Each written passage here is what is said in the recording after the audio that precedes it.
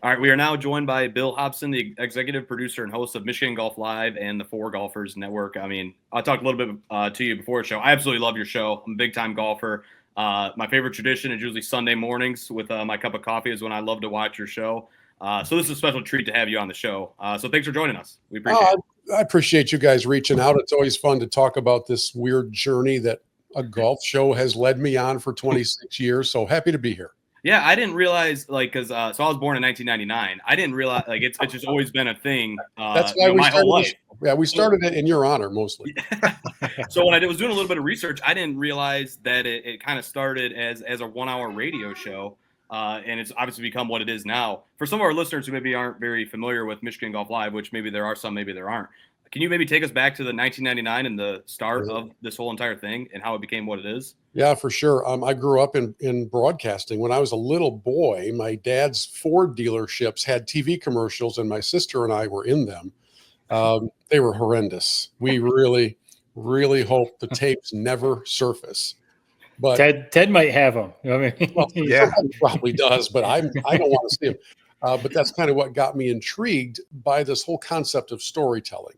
And again, they were bad commercials, but it really flipped a little switch inside of me to the point where when I was 17 or so, my dad was getting ready to retire from the dealerships, and he asked me if I wanted them. I'm like, I'm still in high school. I don't even know what that means. But he was such a great, and still is, a great supporter of everything that I do. He wasn't upset. He began to lend support. He was my cheerleader, and he helped open up doors into radio internships and things like that way back in the day. So fast forward several years, and I am working at the Fox TV affiliate in Flint. Been there, I don't know, at that point, 9 or 10 years, I guess. Fox 66. I had this, Fox 66. I had this idea for a radio show that I thought could be entertaining. And I explained it to my wife, and she had two questions. Number one, do you think we'll go broke? And number two, do you think you'll get free golf? And I said, well, I'm feeling pretty good about number two. That part's not that difficult. And I think we have a chance here to make this work. So I placed calls to radio station general managers, some of whom I knew, some of whom I didn't, and asked if they would be willing on a Saturday morning to take a show for an hour that was all dedicated to golf destinations. We weren't going to talk about my game. Who wants to listen to that on the radio? But just tell stories, people, and events and places. And thankfully, on 5 stations that are probably the same signal strength as you yelling out your window, that's kind of how we got started. And I made a call to, at that time, the marketing director of the Buick Open. His name is PJ Danhoff. We're still connected. I said, PJ, you don't know me. I don't know you. I have an idea. And I would like to have the Buick Open be my title sponsor because I need somebody to cover the cost of my satellite uplink every week. Now, we are going back in time, kids. Getting a show somewhere wasn't like getting on StreamYard like we are now. It was difficult. We had to have satellite time. Every station had to have receivers. And so I said to PJ, I'll tell you what, if you'll do it, I will never raise the price of your title sponsorship, no matter how long it is. I said the first couple of years, that's probably not a great deal for you, but I think after that it becomes a pretty good deal. And for whatever, probably because it wasn't that much money to him, he's like, we're in. And that began the relationship. That got the radio show off the ground. And we stretched it to 2 hours just a few years later. And then we added our television show 5 or 6 years into that radio run, and we've just been super blessed ever since. So that's the Cliff Notes version of a pretty fun journey. How much of where you are now, how much you think of is that from you being entertaining and going to these different golf places? How much of it is just you kind of like being a hustler? It almost sounds like with even your sales pitch to the Buick Open. It's like I've never heard of that, but it makes a lot of sense betting on yourself. How much of it is just you putting the work in, and how much is it maybe the idea, if that makes sense? Well, I'm very careful about using the word work because anybody who knows what we do is like, oh, yeah, that's right. I have friends with real jobs. In fact, I often tell members of the media, golf media, who can complain about anything. Oh, the free food's no good today. I'm like, guys, listen, I have too many friends with real jobs to hear you act like a fourth grader. So just stop it. But to answer your question, Jared, it's a combination of really hustling and developing relationships. Because back in the early days, I would make phone calls to places that obviously had never heard of us because we were just starting out, and trying to explain to them how I think this could benefit their bottom line. But it was all conjecture at that time. I'm guessing, and I wasn't charging that much. And so, in fact, you guys might be interested in this. 26 years in, we still charge the same amount to come and do our 2-hour live radio show on site as we charged 20 years ago. That's It's cool. crazy, but I don't have to pay for satellite time anymore. And we do things more efficiently. But so part of it is just that hustle and the creative side of partnership building. And in 26 years, we've never done thick contracts with all the signatures. It's like a handshake deal. Right. We're going to do what we tell you we're going to do. And if we don't, please let me know and we'll make it right. And in 26 years, I've only been burned 2 times by clients that didn't pay their bills. And they will remain nameless. But one was in year 1 and the other one was just a couple years later. And by now they'll have to account for that. I'm fine. So what you mentioned, I'm sorry, I got one more question. And go ahead. What goes into your shoots out on location at these golf courses? Usually you'll stop at, maybe a local restaurant or something to do in the area as well.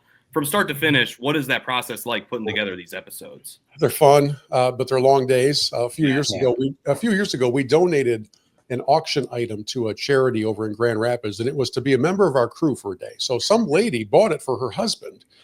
And so we had arranged for him to have a hotel room, and he was going to meet us at that golf course the next morning and be a part of the crew. I'd never met the guy. I get out of the car in the parking lot, and there's this guy standing there with his soft spikes on and his bag over his shoulder. He's like, "Let's go play." And I said, "Oh, no." And I pointed to my production director, Greg. He's been the same production director for every show we've ever done, Greg Hall. And I said, "That's your boss today. You're going to have a great day, but you don't need your clubs."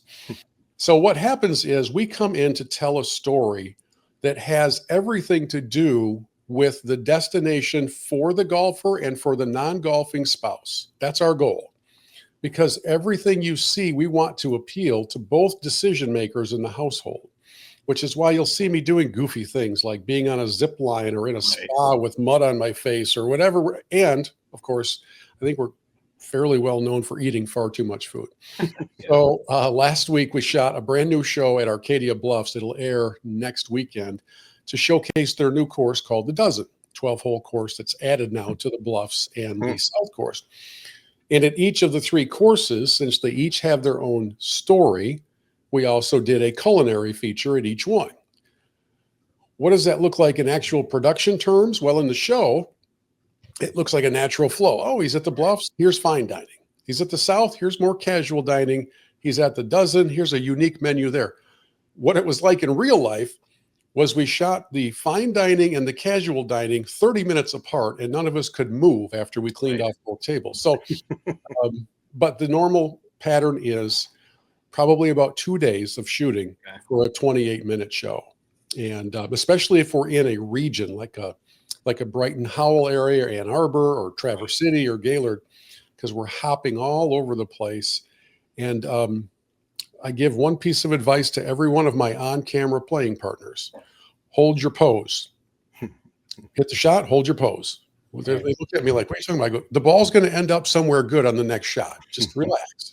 It's TV golf, and people probably have a misperception that I'm better than I look on TV, but that's kind of the process. And then it takes about 2 weeks to do all the editing, get the approval of the destination, and then send it to our FanDuel Sports partners a few days in advance of its airtime. That's very cool. I have a 2-parter. The first part is really a hardball, controversial one. Sure. Happy Gilmore 2. Thumbs up, thumbs down. I saw the tweets, so I think I know the answer to this. Here's the weird part. I'll give it thumbs up just for the humor, and the cameos of all the guys were pretty well done. Right. Oddly enough, the worst part, the absolute 0 rating part of that whole thing was the actual golf. It was horrendous. And I actually thought it would be the opposite. I thought that they would nail the golf stuff because they had all these pros coming in. Pros. Sure. That part was too comic book for me. Let's put it this way. I don't think that on Academy Award night that Adam Sandler needs to clear his schedule. I think you're right. It delivered exactly what I thought it was going to be. I didn't have my wife watch it because she would have been gone in 7 minutes, if that long. I was at a hotel somewhere and I watched it, and I laughed a couple times, and that's really all you can ask for. So Now the more serious question, you talked a little bit about your journey into your show about golf, but you started before that. You know, we talked off air about Great Lakes Prep Roundup when you were a youngster in starting out in radio covering high school sports. Tell us a little bit of your journey, where you began before you got into the golf game. Oh man, yeah, and I'll try to keep it less than an hour in the answer. My father, through his Ford dealership, and when he knew that I wanted to be in broadcasting, advertising agencies would come to him and they'd want to keep Mr. Hobson happy. Right. What can we do for you? And one of his answers was, my son here wants to be in radio and TV. Could you get him an internship? So they would finagle things. And I began an internship for a radio station that used to be in Flint called WTAC. It was a powerhouse back in its day. Yeah. And there was a legendary sportscaster there by the name of Pete Sark, who's in the Michigan Sports Hall of Fame. And my first time meeting this very kind man, he says to me, how would you like to be my Pistons correspondent? I didn't know what that meant, but he said, you're going to take this recorder and you're going to go to every Pistons home game all season long and then do a report post game for me to use. Awesome. Yeah. So I started at the Silverdome. I ended at the Palace. I was in the locker room with the bad boy era. I was on the road for the championship runs, and I'm like 18, 19 years old. So while my friends were all doing normal things in their teenage years, I was interviewing, Lambeer and Rodman and Joe and Isaiah. And it was really just surreal. Yeah. That leads into, in college, I went to Michigan. I get a job at the Fox affiliate in Flint. While I'm there, I'm working 40 hours a week at the TV station. Every day at 5 o'clock, I was hosting a 1-hour general sports talk show on WTRX called Bill Overdue. I know, very creative. We'd have like the same 4 callers every day. And it was Linda from Flint and Bob from Bay City. I still remember that. So I'm doing that. Then I begin doing color commentary for Saginaw Valley State University football on Saturdays and hosting the coaches show on Thursdays and doing high school football play-by-play on Fridays for a tiny radio station in Frankenmuth. The tiny radio station wasn't on the air. They provided the audio for a local TV access channel. You know the channels that we used to have that had like events on them, words, just words. Right. Oh yeah. Boy Scout Troop 403 has a spaghetti dinner. Well, I was the audio for that channel, calling these games.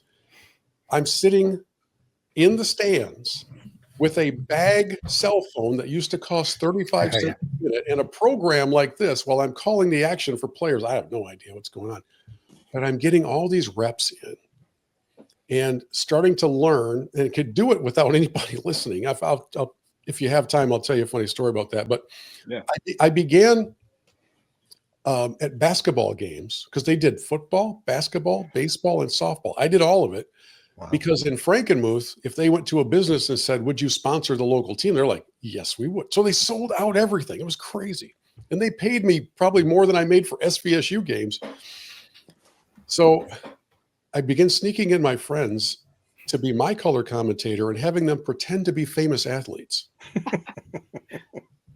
So my nephew Weston, who played high school ball, I had him as a famous player from the CBA's Albany Patroons, and I would imitate Ernie Harwell with that ball was that ball. Oh, I look across the gym and I see, this guy from, I name his city where he's from, like Ernie used to do.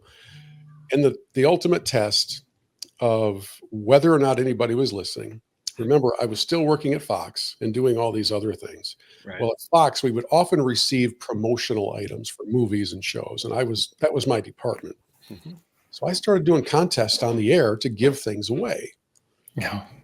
And one game, I said, we're going to give this to the third caller. I give the number, go on with the game. First commercial break, I talk to the guy back in the studio. His name is Chip. I go, Chip, who's our winner? I'll let you know. No one's called yet. This happens the entire first half. We get to halftime, and I go, during a break, I go, hey, Chip, we have a winner yet? He goes, I said I'd let you know. We come back in the third quarter. I go, we're going to do this for the first caller to the same.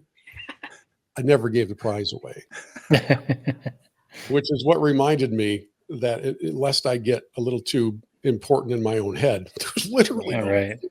But what a great proving ground and a testing ground for developing communication abilities. Sure. Sorry to go on so long, but that's, it's all right. that's the background that leads into all of this. And my motto in all of my professional life is, in fact, I think it's on my Hobson Media sign behind me. It's "We tell your story." Mm-hmm.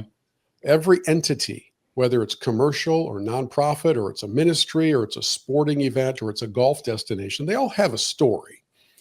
And most of them are really good at what they do, but they're not as good at actually packaging it into a comprehensive story. And I think that's one of the things that we've done fairly well over the years. And that's kind of what kept us around, is we're storytellers. Nobody's watching my show to keep my score. Right. They're watching it to see where we're going in the scenery and whether they want to go there. And so that's the story that we keep trying to tell. Yep. Well, you obviously are very good at it. You've been doing it a long time, and you've got the voice too. I mean, you've got the voice for it. Ted, I don't know if we said it. Ted did radio play-by-play for over 30 years. Jared and I also both work in the media industry. So hearing stories like that, that's right up our alley. I mean, 100%. I started in local news, and I guess worked my way up. Jared started at actually the same local news station that I worked at. So Yep. Everything you just said, I think we all are right on par with everything you said. No pun intended. We're talking about golf. Question I was going to have for you. The three of us also grew up in the same hometown, a small town in mid-Michigan. That's kind of how we all know each other. Well, the two over there, they're family also. We're related. Yeah. Connection. They're related. But yeah, we grew up in the same small town in mid-Michigan. And What is it? Corona. Oh, I'm a Clio guy. So, okay. We're with you. You know the area. That's why we know Fox 66 also. I mean, Right. So yeah, you know about Corona. I used to be the voice there. You may be a little young, but anytime you would hear weeknights at 7 on Fox 66, I just recorded all these tags and did everything. And there was a guy in my church one Sunday. He was not the sharpest knife in the drawer, but I see him at church. He goes, I just listened to you at home. How are you here? I'm like, the magic of television. We record things. I'm not sitting in a booth 24/7 all day. Yeah. Right. Yeah. It's like this podcast is not live right now. If people are listening to it tomorrow, next week, whatever, it's not live. But yeah, so that's really cool. We have that connection. But my question was going to be, so a few years ago, actually, it's been a number of years ago, a little in our hometown, a local 9-hole golf course closed. I actually worked at it for a summer in college. I cut some greens and I did all the, trimming and stuff like that. That was maybe 10 years ago or so. Chippewa Hills closed. Yeah. Ted would remember better than me. Mm-hmm. Another course, Corona Hills, actually is on its way to closing, or it is about to be closed. And I wanted to ask you about maybe the rise in popularity of golf, and if you have a concern with, obviously the industry is growing. People got to make money, and the resorts and the courses have to make money. But we're seeing some of these little local, nice, fun 9-hole, you could spend $20-$30, go, maybe it's not going to be the nicest greens and stuff like that you're ever going to play, but it's just a cool local vibe. Your friends are going to be there. You need those courses for the beginners anyway, or for the people that aren't, trying to make the PGA. But you also want to have the nice courses like Arcadia and, some of the other ones that obviously you've been at. Is there a balance, or are you kind of worried that, with the rise in popularity, especially in Michigan no longer is like a hidden gem for golfing, in the country? Do you think there's a concern with losing a balance? And I'll end that with, so I now live in Charlotte, North Carolina. And people down here, golf is huge. Year round, North and South Carolina. But one criticism in Charlotte, or the greater Charlotte area, ton of golf. It's mainly all private, though. There's not very many public courses. It's country clubs, private. You have to know someone to get on the course. And people say that that's a little bit of a frustration. So do you see that trending that way in Michigan with some of those smaller public courses closing, or do you think there's still a good balance? Yeah, that's a really good question, and it's got a lot of layers to it. So let me start with the first part.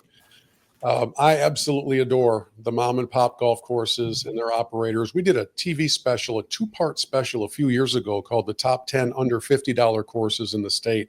And they continue to be the most commented episodes that we've done, commented on episodes that we've done. You'd think it would be the Arcadias and the Grand Traverse Resort, but people so connected to those, and they were beautiful. I could not believe that these courses were under $50. Well, since then, the cost of chemicals, the cost of gas, the cost of everything has made it really tough for the mom and pop operators to stay at that price point without literally operating at a loss. Mm-hmm.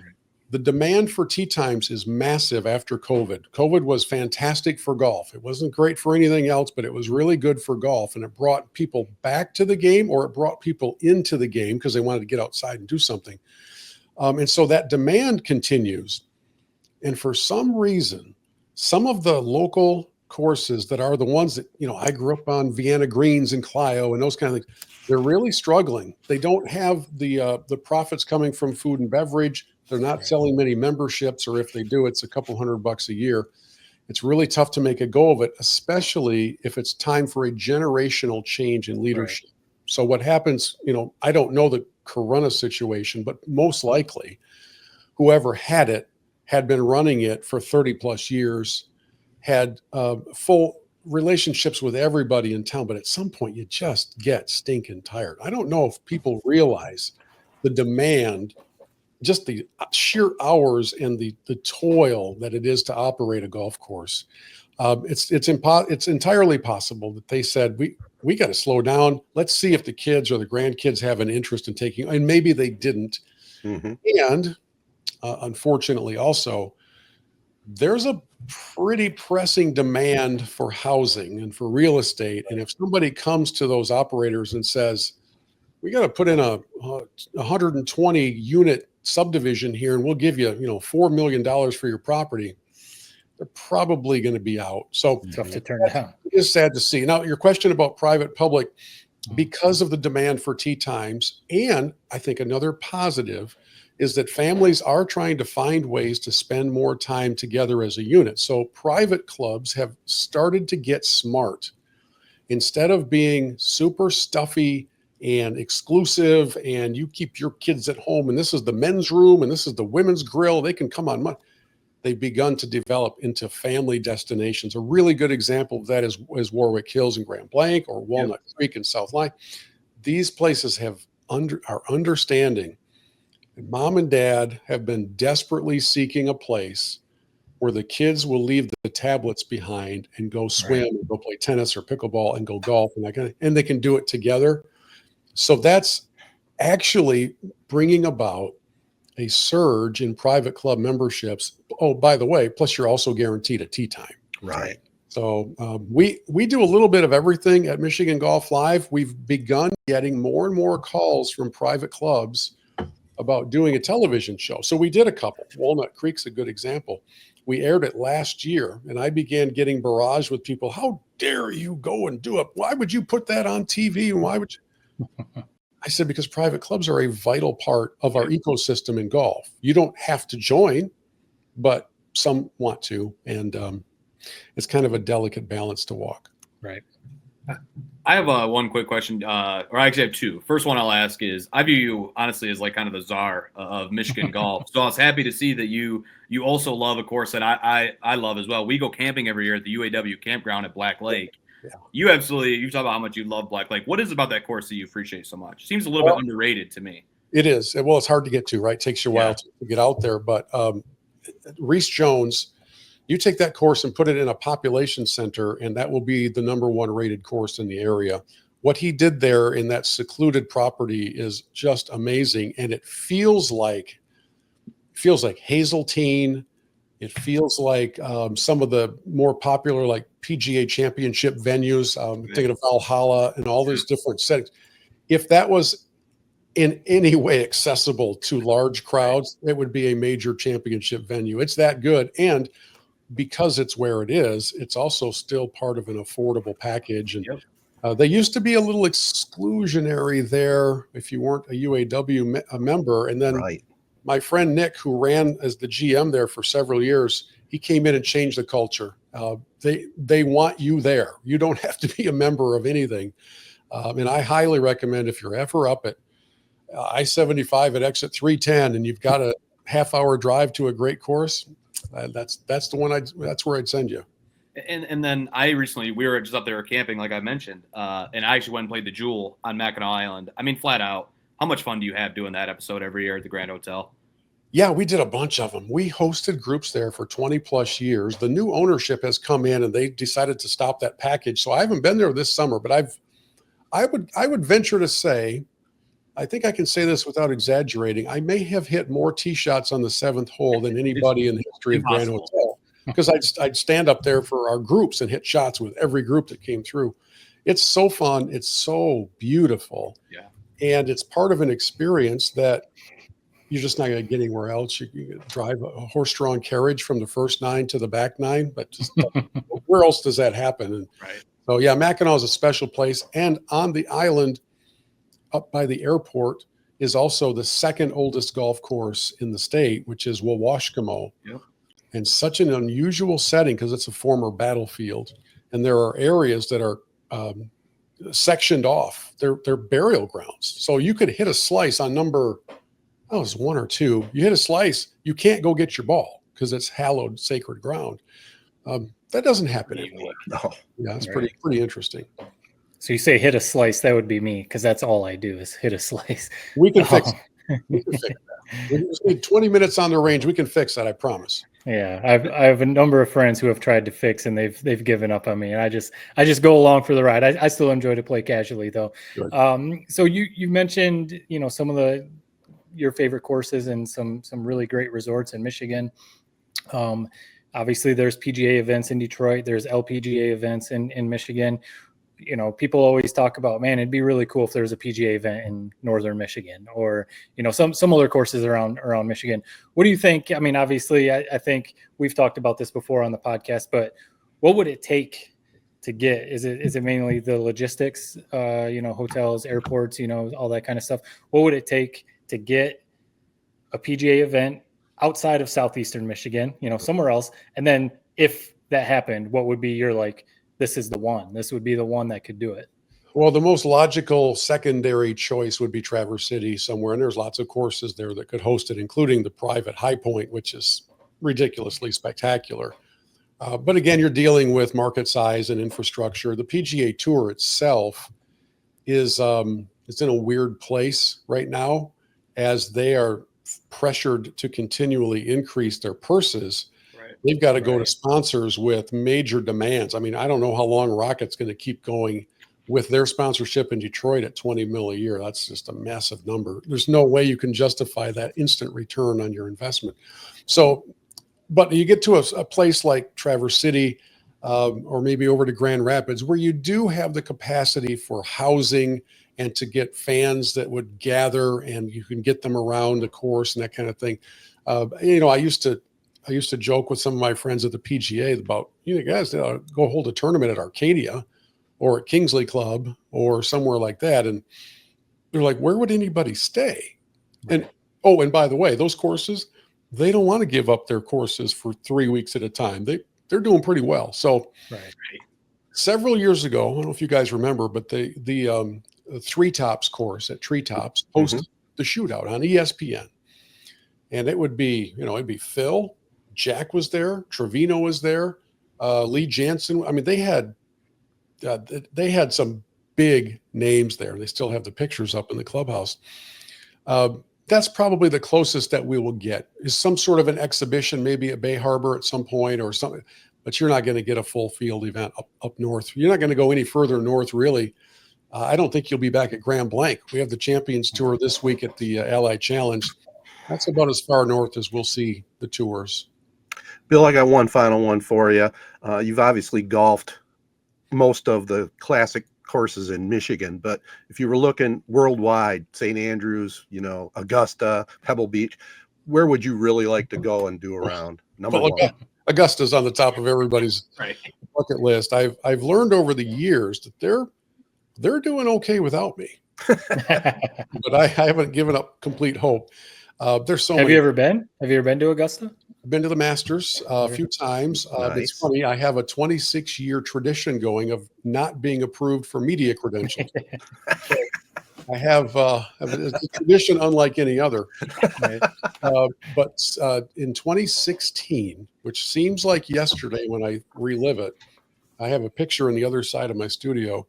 My son and I were the recipients of some incredible kindness and generosity. As a gentleman who had clubhouse badges gave us his 2 clubhouse badges for the Thursday round. Wow. Another friend of mine who works for CBS knew that we were coming, and he met us on the putting green, and he said, "Would you guys like to go somewhere where you can't go?" I'm like, "Yes, we would." And so ironically, he took us first into the media center, which I'd been, not able to go into. So I took a couple pictures in there with his phone. I couldn't have a phone. And then he says, "How about we go check out Butler Cabin?" It's like, I'm like, "What? What are you talking about?" He goes, "Yeah, we can go to Butler Cabin." So there's a back entrance. What you see on TV is the basement of Butler Cabin. It's got a fireplace, and that's where the TV studio is. Upstairs, people sleep. It's a cabin. Very small downstairs. I would estimate the rooms maybe 25 by 30 or something like that. It's full of equipment, but you have the 2 chairs set up in front of the fireplace. And it just so happened that as we were in there, they had it lit up because they had just shot some sort of a feature with Jim Nantz and Nick Faldo. So the lights were still on. And my buddy says, "You guys want to get your pictures taken in the chair?" Oh, man. What? Yeah. My son, who at that time was turning 18, this was a surprise trip for his 18th birthday. That's awesome. He says to me, "What's going on?" I said, "Bo, I've seen a lot. I don't know what's going on. This is ridiculous." So it's about to get better. We take just, a couple steps towards the chairs, which were 10 feet away. And a producer comes in and he says, "Oh, hey, guys, can you just wait a minute? He's coming in." I'm like, "Yes, I don't know what that means, but obviously we can wait." So we step back for a minute, and the door we had just come in through opens, and Arnold Palmer walks in. God. The door to our right opens, and Jim Nantz walks in. While he's walking, he's retying his tie that he had taken off because Mr. Palmer had just requested this moment to do his farewell interview. He would die that September before Ryder Cup. Right. So now Bo and I are standing in this room just a few feet from the chairs, and Arnold's walking in. Jim Nantz is walking in, and the producer says, "Guys, this is going to be kind of a family moment. Would you mind stepping out? You can come back in. Would you mind stepping out?" Got it. So we go to the production truck, which is way across the par 3 course. My friend took us over there. He goes, "Let's go watch this interview." And in that production truck, the crew who'd been there forever, they're crying. They know this is it for Arnold. Yeah. And I said to Bo, "Next April, you're going to see an edited version of this as the farewell to Arnold. I guarantee it." And that's what happened the next April. But when he and Nance finished, they did about 40 minutes together. Some of it was completely unusable, and Arnold did not look good that day. We went back in, and we got in the chairs, and my buddy, who had permission to have his phone with him, Nice. Look at that. took the picture of Bo and I, which obviously is one of my fondest memories forever. And at the end of that day, and I tell this story, and every time I tell it, I get a little choked up, so forgive me. But at the end of that day, I said to my son, "Let's go shopping. Let's get you some stuff." Right. We got to go in the members pro shop, and then we went to the big one, which is like Walmart on Black Friday. It's just nuts. Right. I said, "Bo, we're never going to get back here in this capacity. We're never going to have a day like this again. Get yourself some stuff. I'll meet you at the checkout." So he's gone for when we meet at the checkout, he's got a hat for himself, a couple things for some friends. That's it. I go, no. It's okay. Oh no. We'll load up. And he said, "I tried. I can't think of anything that would match what's happened today." That's pretty cool. That's Great pretty cool. story. And it all ties back to the kindness of two people. A gentleman named Dave, who gave us his clubhouse badges, passed away a short time later. And John, my friend from CBS, who now is the voice of the Phoenix Suns, who said, let me take you some places that nobody gets to go.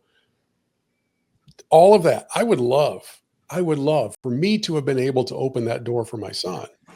Somebody else did. And I'll never forget that act of kindness. And I try as best I can to pass that along. So sorry for the long story, but it's my favorite memory in all of golf. That's awesome. Story. Your son's a better guy than me. I would have racked your tab up for like to $1,000 in that pro shop. I could buy so much stuff there. That's freaking awesome though. But Most people do. Yeah. we thank you for the time. Can you give our listeners maybe you mentioned a new episode you have coming out shortly at Arcadia Bluffs. Can you maybe tease some of the stuff you guys have coming soon for Michigan Golf Live and tell our listeners where to find it? Sure. Our Michigan Golf Live TV show is on FanDuel Sports Detroit every Saturday and Sunday morning at 9:30. Our season ends the first week of September, but all of our shows are also available on our YouTube channel, Michigan Golf Live YouTube channel.